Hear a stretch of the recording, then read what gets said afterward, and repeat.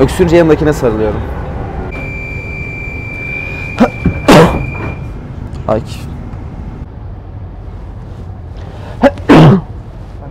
Efendim? Nasıl? Böyle yaptın yani. Ne zaman?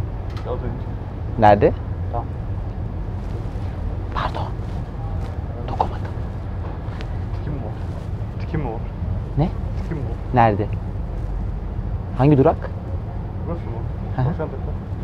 Tavşan mı?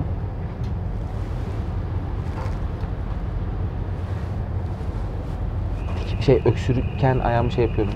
Kaldırıyorum. Öğrendi öğrendi. Şey oluyor arada. Bak 3. Böyle.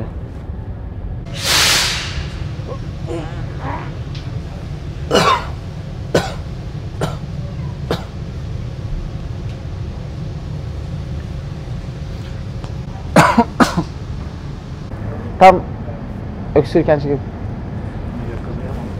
He? Yakaladın mı abi? Havada. Havada yakalarsan abi çok iyi olur ya.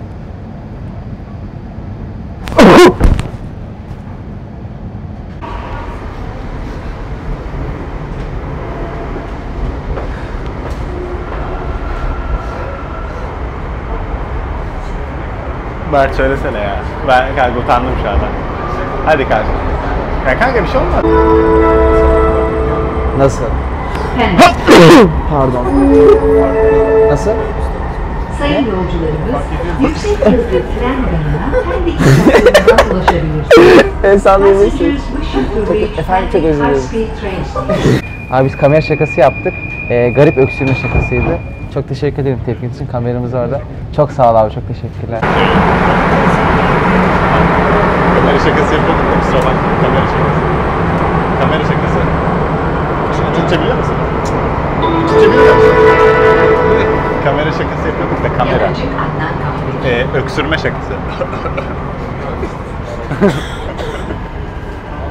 Tamam olsun.